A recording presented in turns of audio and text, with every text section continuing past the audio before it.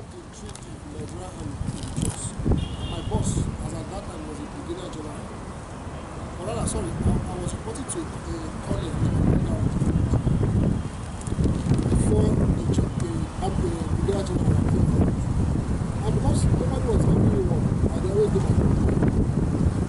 I was doing it, like, most people, most compass have, they don't care. So I was looking at computer, and the good thing was that I was actually doing a course on Coursera. It was a free course. So because of the internet and the facility, I started doing courses. Personally, I don't say anything they are doing for the team. They are transmitting signal to download to wherever. I'm not a person. I don't care. I was busy pressing on the computer. So the man now came by one day. He didn't tell me, very small. And that was when I was beginning to understand my rank. So I didn't even know that I was a brigadier general. He walked in like every normal good go get TV. And instead of me to like, meet him like the last time, I was trying to cross my head. Brigadier general, the man is so small. I think the man come here, nobody will know. He's a good shop. So he came out and told me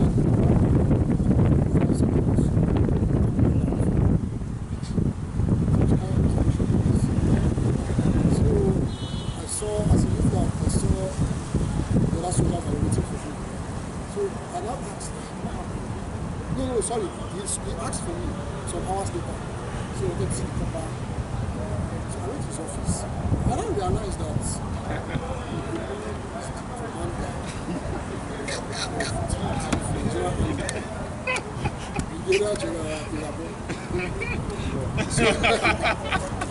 so, but the man, funny enough, was a chilled man. He said he saw he already knew what I was doing in that 5 seconds he stood. Came, he saw my car, he saw everything, asked how often do I come to work, what do I do? He has already finished checking, he's profiled me already. So that seeing me was just to tell me one of the things. So he explained to me that he knows that the system is dilapidated. The long and short of everything is that he liked the fact that there was no work. I came to work, I was going to work 3 times a week, which he was okay with. And out of the 3 times, I was always on my computer. The good thing that was that when he came in, I was doing a course. So he just pictured that okay, see the kind of guy this guy is. So like your story now, that guy now might not be contributing to the welfare and growth of that company. The same way I wasn't contributing to the welfare and growth of the army. So when you come, you blame the management for the slow growth of the company. But you blame the individual for the slow growth of himself, not the company. Do you understand? That's my own contribution. Now, the person might be doing his own personal thing and be growing there, but the company is falling. It happens, especially for some of us that do what we are doing does not target the company growth. Maybe if I'm doing digital marketing, I might be busy there selling my product while the company I'm working for is collapsing. So I'm growing, whether anybody likes me, I'm growing, but the company is not growing. So for the company, they need to put in checks to ensure that everybody that they are hiring has a direct impact to the growth of the company. That's why sometimes private personal businesses are better. If I want to hire now, tell me that person I will hire and the person you do. No, look at me. Just look at me. If I hire me, sir, start work tomorrow. I'm going to pay him 100,000. Come on, man, what you do?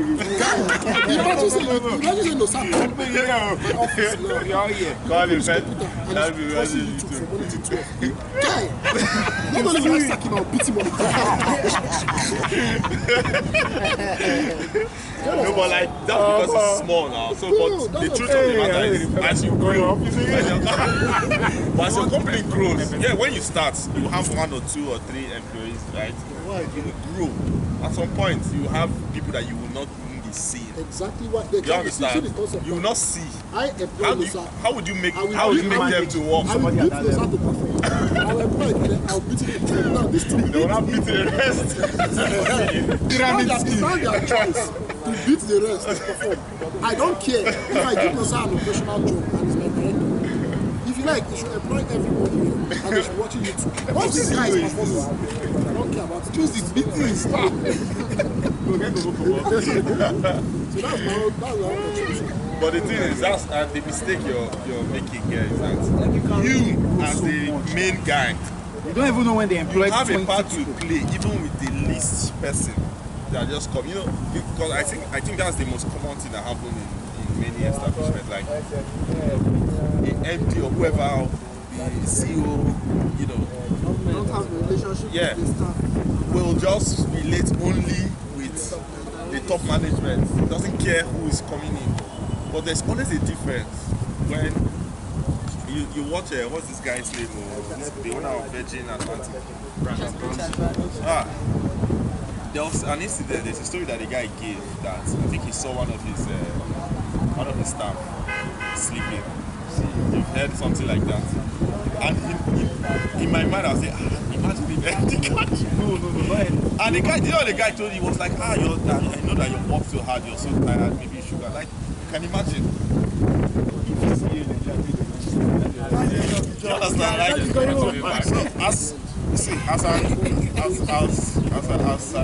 as an individual, the fact that you have that encounter with somebody as high as that, we make you think differently about the company. Just as small, make you think differently about the company.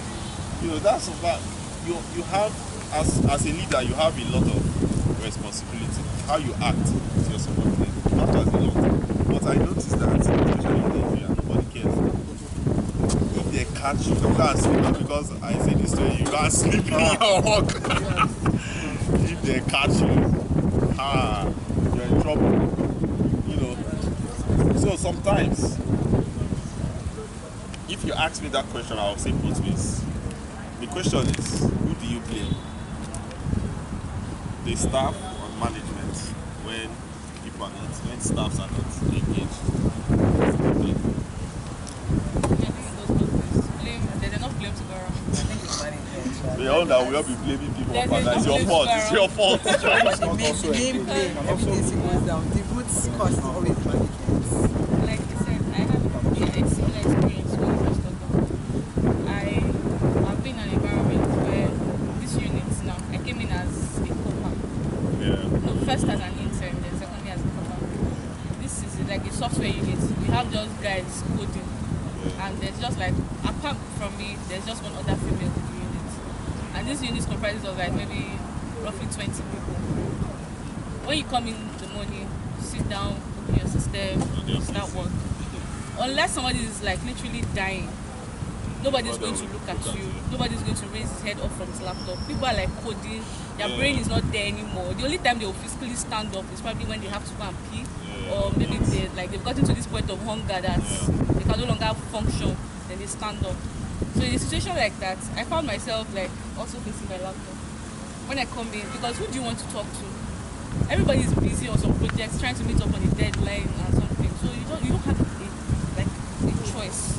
Even if you are the kind of person that wants to learn, you want people to teach you, show you the way and all that stuff.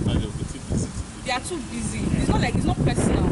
They also have like a job to deliver on. So you find yourself being like confined to a particular space.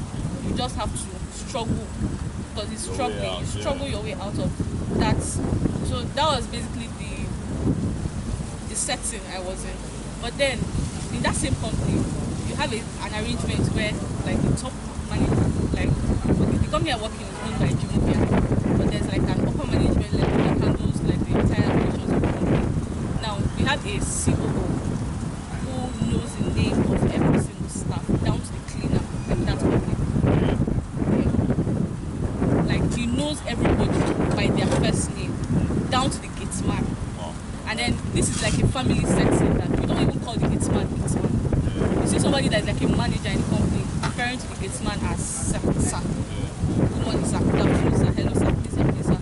So that's the kind of of setting. That's actually where I work now. That's the kind of setting. So how would you compare? Which one would you prefer? I definitely prefer the setting I'm in right now. Exactly. Because there's this, when you see somebody as important as maybe the COO coming to you and saying, hello Nusa, how are you today? This match I watched, you don't hide it now. I saw you and all that, and then he just with you and he's like, I hope you're delivering on this. And you go like, yes sir, I am, I'm doing this. He'll ask you, what have you been doing? Why are you? And then, like, the company has like this family culture. It's the management at the end of the day. You know, there are companies where, like, one very particular, for example, nobody is signed up. Nobody's what? Nobody is signed. They never call people by their name. Do you get? And probably true that just give do you understand? Straight. Yeah. Yes. So that thing you mentioned, that top guy calling the guy downstairs, at the lower level, like giving him that respect, making the guy feel like, oh, it's important, or maybe his own input is also important to the company, and the one is can you help me with this? All those things are all, I think they are all organizational culture, and it varies from company to company. There are some other companies. I'm 44, because his MD's son, he's 21, he just joined the company as copper. Hello, sir. Do you understand? Because I know that. You know, this one is every song. Some years time, they asked me to help my son. Do you understand? So you start giving him that, and everybody thinks it's okay. And who creates that? The management. Management. Well, even for me, apart from management, I think both It's management. The immediate cost of any I cannot stop disagreeing with you. Okay. The reason why I understand that you can answer this question from two perspectives. And I said earlier that there's the ideal world, what we expect things to be, and the real world. And there's a model, that says that, okay, you have a leadership. And leadership creates a system which influences behavior and outcome and performance you see. Fine, but that's a model. And that is But a practical you cannot, model. That's a practical it is model. a model that cannot. It's a practical model. It's true. And she just gave an example. No, but it's true. But it can be faulted at every point. Any model can be It faulted. works in my organization anyways, Exactly. at this very point. So it's okay. But Very well related to right now, thing because is that- primarily for every financial year, basically, the company from the MDs and then the senior management, they gather to do their strategy sessions and all of those things, and then they have their KPIs. Now, for all the stratas of management that we do, down to the very percent, it's a gradual KPI setting. So you have a overall group, you have a target, then you break it down into the different groups and into these layers. It cascades like this. I can't set my KPI until my line manager sets. He can't set his until the next guy at the top. So there is no way at this very point that model doesn't work. Because like you said, it's a culture that stems from management. And then again, practically, what we have as at today, beyond the culture of you calling everybody by name is, okay, fine, so you can bring in the aspect of, I don't want to develop. But then, we also have something in place that says, you can't sack me. If you like, put me up for sack, you would ask you, what have you done? So we have a program called PYP. You would ask you why after 3 months, you didn't put this guy up for PYP to tell us he's not performing or delivering on this If KPI. I'm not delivering, it's my boss' fault. So not it's my boss' fault at this very point. So you are forced. So it won't be your duty as the manager, it cascades, is to say 3 months, guy, you're not delivering. What's going on? If you need to change units, we have guys that have to change units. If you need us to do this and this and this for you, we can. Again, part of our regular KPIs for the year is not just technically or functionally. We have what we call like give back sections. Part of your duty is to whatever you are skilled in, because again, we realize knowledge are in silos. You can't work on everything at the same time. You need to come out 2-3 hours, teach. We have this onboarding process. Like you can't just come technically. You can't come to start working. You have like a 6 to 8 weeks. Go around. We tutor you. Like you need to understand the business in itself, both the technical, both the functional part of it, both the sales part of it. So I believe you can have these systems in place without you delivering. Like on the long run, if at the end of the whole journey we see that your staff is not working, there's no way you can put the blame on the manager, because we know from everything we put in place, the systems, that you chose not to at this very point. But your managers have a conscious effort to make you work. Like, we would sit down with you. Like, the same thing she said, like, we watch match together. My boss was a Liverpool fan. Like, the day they won, he bought pizza and everything. Like, we call ourselves by name. We have this. We know when to work. There are times in my line of duty, because we primarily support the payment engine of the banks, that we have to work 11 to 10 days I don't come home. But there are days it's 5 o'clock. Boss, where are we going? We're going to 355. Let's go and chill. So again, the system has made it a duty, because truth of the matter is people come with different personalities. It gets bigger to a very good point that you as the manager might not be able to see what goes on. You can like to, we are close to 1,000 in more than several countries and outside the African continent. So basically you can try to. There are days when Mitchell is not around and then gets to Akila to the final interview.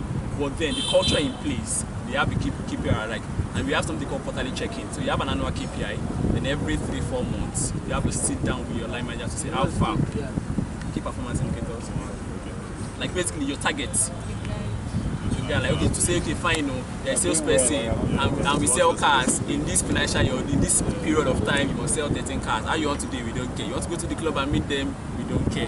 But basically, this is what we want. So again, to now say, check, after 2 months, how far have you gone? Are you having any problems? What do we need to do to help you? Another thing my company has done, that you can't send anybody for training, quite well. Like you said, Coursera and everything. The company actually bought like global licenses for anybody to come to read, like the internet. My office is open 247. You want to work. So I feel companies, it varies per company basically, depending on the industry you're in. But I think basically it's going to stem from the top. That culture to say this is what we want to do. I want to, like you said, I can't beat, but I hold you responsible. They say leadership is by example. I expect it to cascade, like, okay, this because these things are practical. On the long run, we all have our side hustles, the way it is. But the company would say, as long as you have done this, this is what it is. It's not about you, it's about the company. This is our vision, this is our goal. Are you delivering? You're meant to deliver on your KPI. At least in the like the environment where I am, nobody will tell you, okay, I don't do this extra thing. But the problem, like, based on your scenario and maybe it's suspect, is you don't want your manager, you see you catching you sleeping when you're on the critical system, where you're supposed to do something.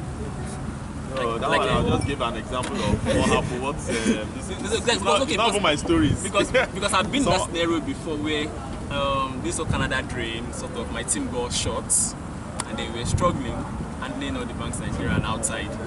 But then there's a day, like 2 of us were sleeping, and then next thing is my line manager walks in, like, oh Jesus, anything. And the guy was like, is there any problem? Like, boss, nothing. Just I just went, called them, like, what is called guys to just go and get oranges and then report for this. Like, oh wow, bro. Like, we have this cordial relationship, sort of.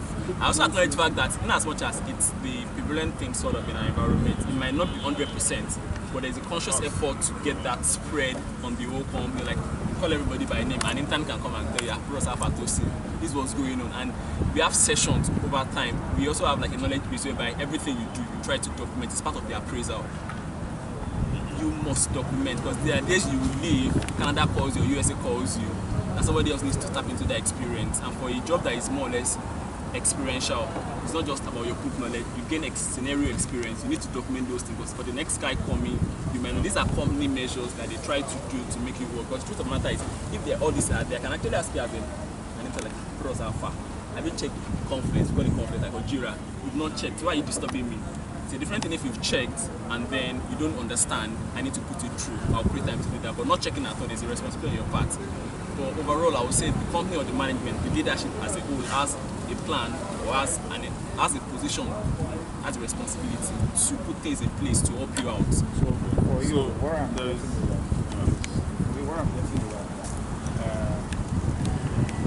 is this 80% responsibility towards the leadership, and then 20% to the staff on how the staff being motivated, keeping engaged. Yeah.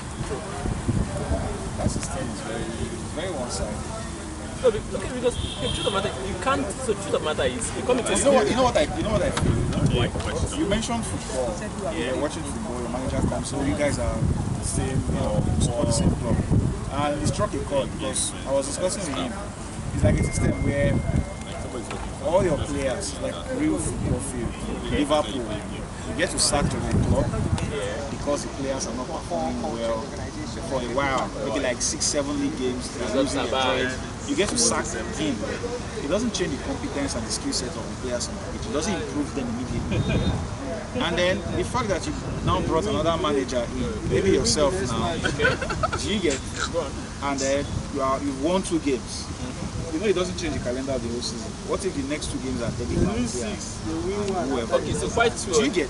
Like, I think it's a flawed system for me personally. It's not flawed. I think it's a bit flawed. It's not flawed. Primarily because One if you are the part result of driven, it's based on what you have. He's taking more of the responsibility. Let him finish that. Before. The debate. I don't know if you understand. Let me explain something. And that's his guy's point. Let me explain That's part of what Wait. Let me explain something to you. If you look at the system and the individual people that work in the system, if you look at it as a human body, what is the system? It's the brain. It controls everything. You know that if your boss wants to deal with you, you know what he will write you. You can make sure that no company hires you again. You can write. You know, that's my point. That you cannot be. That you are useless. You are hopeless. You cannot be God. You know. And if he has money, I'm telling you, he will pursue you and make sure that you are useless for the rest of your life.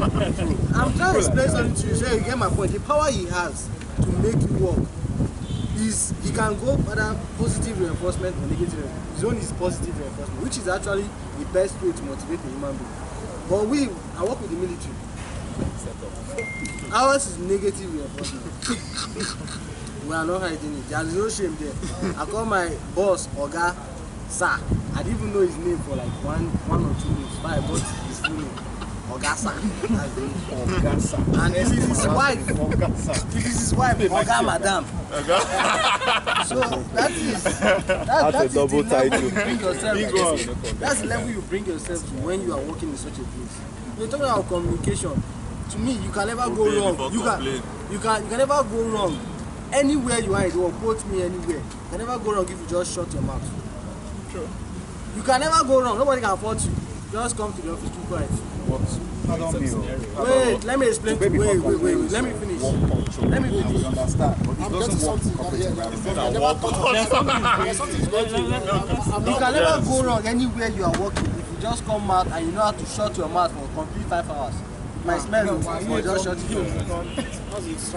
You just come there, you keep your mouth. Some people just come to the office here, a newcomer, you just start talking. What are you fuck that girl?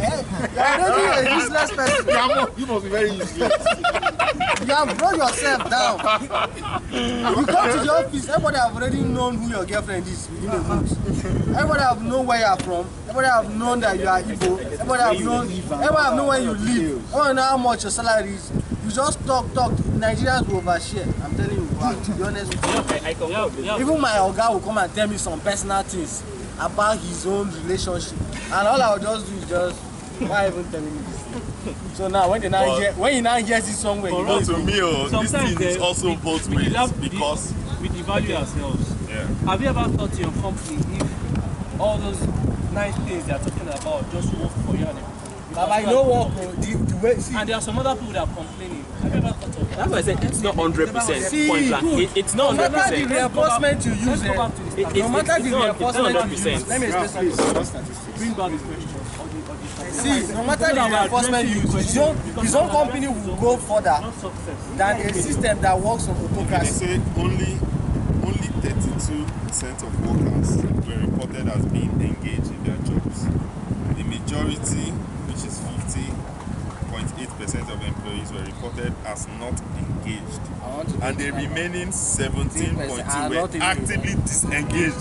So this is so only 32% are engaged. Wait. Why? Roughly 70% of people. Those ones will be sacked. Less than just There's one rule. There's something my boss, the boss of my boss. How much salary go big? Told me. There's some, and which is true. He said that that he has worked everywhere, name it in the world. He has managed people. You understand? There is one thing that he knows, that in an organization, as a manager, you know that there's one truth that he knows: 20%. It's only 20% of of staff that actually do the In work. everything you have, even your food, you get 30%. Only 20% of your staff. The rest are just playing around. You understand? But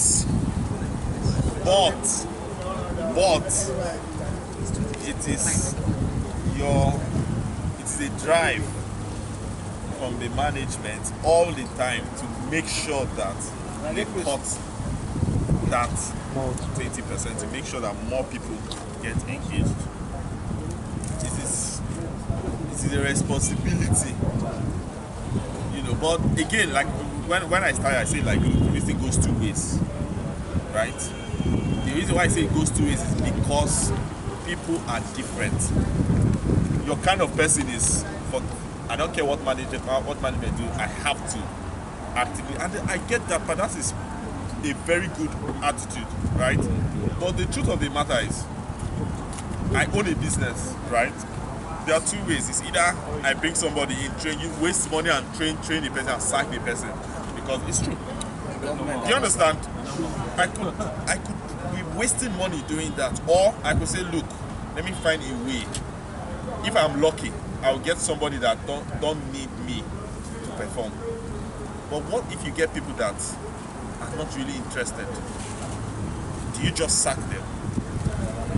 Or you do something? Yeah, finish this. What I'm not trying to say is, according to my guy, he says that it's the people's fault. Why? To me, the management is made up of you. You are part of the management. You don't just blame the one person that is in charge of the management as the entire fault of no focus, no drive. See, in my own organization, it's just an agency. So when they came, they had no clue about where to go. They were clueless. So what did we do? We the newly employed, what did we just went on the internet, Facebook, anywhere you can go, contacts all over the world, because many of us could have done. So you just ask, how do we get so and so thing here? Tell us. Some will tell us it takes you so amount of money. Some will tell you it doesn't take any amount. Some is money that's their main target. Once you just bring the money, you supply. So first we were like, okay, since the management will not trust us with money, let us contribute and buy this thing. We contributed, we got the avionics system. When we got it, the management said, why will you contribute? Oh yeah, take back your money, take interest on top. Very good innovation from you guys. And we're a team of 12. This is where people answer yes or yes. But if you don't do something, nothing will happen. You have to. If you need training as a government official, if you need training, you need to scout for the training yourself, and then you now submit the training to your boss and say, see, this training, it will be good for us in so and so place. I'm guaranteeing you that if I do this training, if I come back, don't ever complain that the control system is programming or so and so language is going to be an issue. I'm guaranteeing this is what I'm going to bring to the table once I get this training. We had an issue whereby some people got burnt, during our research. So they went to the hospital. One of us went and scouted for health, safety, utility vectors. And then he brought it. I don't know how much he put inside though, but he was saying that this thing goes through, this thing goes through. But because of this thing goes through, people now heard. And then somebody else went to corner the safety and said the price he put is too small, he should add more, and then they submit it. But I'm trying to explain to them, if you, the food soldier, does not do something, the organization will not have where to go. Because even the big man is starting to go online and looking for university that can train you, that can. It's not going to do that for you. Want to do, yes. You have to be proactive. It just boils down to what Oge was saying. It depends on whether the person wants to do it for his own self-benefit. Wait. So now, as an entrepreneur, what changes in all of these things is we are not considering the phase the organization is doing. You can do some things as a startup where you still have some of this control. Too much. Yes. At some other level. 100%. And this is as an entrepreneur. Sorry, where I work, this example applies to where I work presently, right? When the company started, almost anything, in fact, get it done. Nobody cares about culture, all those kind of things. The because there's a level that they want to get to first. If they don't get to that level, there will be no company in the first place. Right? Hold on. Now, right now, one of the biggest projects we have is to create that hierarchy system and all of that. There's a level that your company will get to that if you don't put those things in place, it's going to crash. When you're starting, anything can go. But at the point, you have to do those things in a crash. That's why in Nigeria, most businesses they don't survive. 5 years. Well, you're hearing these old people are doing great for it, you're not hearing them anymore. Why do you think that's so? One thing is that But many people enter many people enter business, the moment they hit it, they make the money. They just forget about the hard work and diligence. They don't want to ever do that. They have made the money. Yeah. Some people want to make money. Some people, most people want to make money. Most people in Nigeria, most people in Nigeria, they are not interested in this business I'm doing is benefiting the nation as a whole. Bringing us nobody cares. Everybody interested in their pocket because what we are saying is that the system is what's broken in Nigeria. So it translates to every other system. What be it company, Nigeria is broken. The head is broken. Whereby everybody that enters as a president wants to just become the richest man in the country from the government's revenue. So you don't expect that if a system whereby the main system is broken and other subsystems under will now function. Plus, it no go work. Nigeria has a fundamental. What I'm just saying is that politics now. No. What I'm just saying, what I'm saying, everything is interconnected. Everything is interconnected. You cannot have this politics in the workplace now. You can never take politics out of the workplace. See, you cannot be saying Nigeria. Fundamentally, it's true. Fundamental problem. Motivation without talking about government or where you're working is you're not getting enough motivation. For me, where I'm working now, we have NICOMSAT, we have NASDAQ. I'm telling you, the working, the morale of people in NICOMSAT and compared to NASDAQ, both of them are both government agencies. So you work with both civil. No, I work with them. We are all on that. Me, I'm in defense space. So we are all on that. But people in NICOMSAT, because they are a company, there's this synergy that they have. They are dedicated to their work. They have targets. But people in NASDAQ, bros, 1 month they come to work. Only once a month. In a whole month, they just come to work once, show face, and the next thing they will do. Should I discuss with the president? You can. But what I'm just trying to explain to you is that if Nigeria goes the way we are going, we don't expect companies inside Nigeria not to be the same way. Get my point? So you as an entrepreneur, if you want to do your thing, do it unique. Just as your company is unique. I pray you guys don't over-expand too big. That's the problem with Nigerian company. Once you that's the big company. The big company. They should hold it down. They should grind the culture into the workforce. Grind it down because the problem we're having in this country is that I'm not patriotic to my country. It's not that I'm saying I'm not patriotic, as in most people are not patriotic to Nigeria. They're not sympathetic to Nigeria. No. Like you already said, I think for me, if I'm going to answer who is to blame, I would say management and staff. Those people you label management, fine, they are humans as well as the staff and all that. But if I was in a training just like some weeks ago, and that was asking, like, if you're here in this company and you're waiting for people to hand instructions down to you, then you don't know what you're doing. Exactly. Okay, so project management and organization. Sorry. Okay, sorry. There's a clear difference between I'm not being promoted and I'm not being successful at work. I'm not being affiliated. That's another debate entirely. And I'm not being engaged. The engagement is you management. No, sometimes you manage. Okay, that's why I gave you an example. That's why I gave you an example. The correct answer is that the correct answer is management. You are part of the management. Like in the ministry, sometimes they not That scenario happens. At the bed, You'll be begging them, nobody will even care. extra time, let me You want to be engaged, but nobody cares about But it. actually, in my case, that's why the fact that I was always In fact, they pity me myself. so much and I tell you something that I